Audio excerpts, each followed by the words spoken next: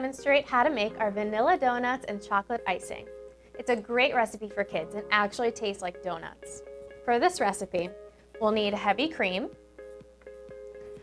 Jell-O sugar-free vanilla pudding powder, soy flour, eggs, butter, sour cream, and for the icing, we'll need sweeteners, Walden Farms chocolate syrup, and butter.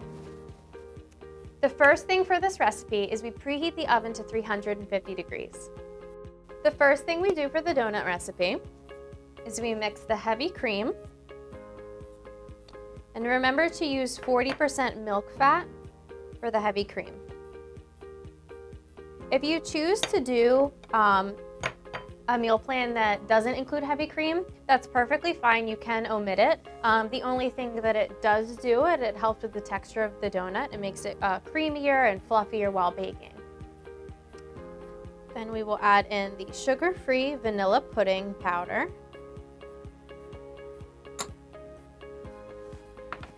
Mix that together. The vanilla pudding powder helps it stay fluffy. Believe it or not, it actually helps as a binder while baking the donut. Okay, now that we did that, I'm going to mix together the egg.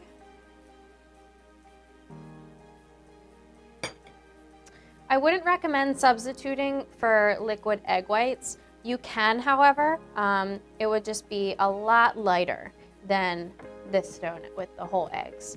And the reason for that is because the yolk helps hold the donut together. So without that, with just the whites, it wouldn't really do the same baking process. Add in the soy flour, the butter. You want to make sure that the butter is softened or melted. You never want to just take it right out of the fridge. The reason is because you want to be sure that the butter is fully mixed inside of the batter before you start baking it. If it's not fully mixed and you begin to bake the donut batter, then it'll actually spread out of the donut while it's baking, which you definitely don't want to do because you could actually lose some fat during that process. All right, and then we're also going to add in sour cream. What the sour cream does is it also helps just as well as the heavy cream to make it a creamier consistency, and it makes it more donut-like. However, if you do want to omit the sour cream, that's perfectly fine. It'll just make it more dense. But of course you can omit it if you'd like. All right, now we've made our donut batter. So we have a donut mold. They're shaped such as mini donuts. If you don't have this, you can of course use a muffin pan, you can use a silicone mold. Just be sure whatever you do use, you grease. I use nonstick cooking spray to grease the donut pan that I used. You'll maybe get about 2 to 5 donuts depending on what your ratio is. This batter is pretty thick, so when you are scooping it, just be sure that you're getting it in the mold, and especially if you're using a donut mold, you want to spread it evenly on all sides. Now we'll place the donuts in the oven for about 15 to 20 minutes.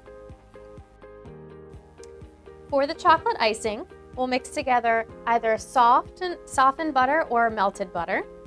And then we have Walden Farms chocolate syrup with vanilla Da Vinci, sugar-free Da Vinci, and 3 drops of liquid stevia. All you do is you mix it together, and that's all you do for the chocolate sauce. All right, the donuts are all done baking. So now we'll gently remove them from the pan. Be careful that they are hot. Okay. You do want them to cool slightly before you begin to ice them with the chocolate icing, and the reason is because remember that there's butter in the chocolate icing, and if you put it on a hot item, it'll melt all over. So you want to be careful that it does cool slightly before doing that. You can either serve this as a dipping sauce, or you can serve this as icing on top of the donut. It's similar to a buttercream, so as you can see, it spreads on very nicely. And that's how you make the vanilla donuts. I hope you enjoyed this recipe.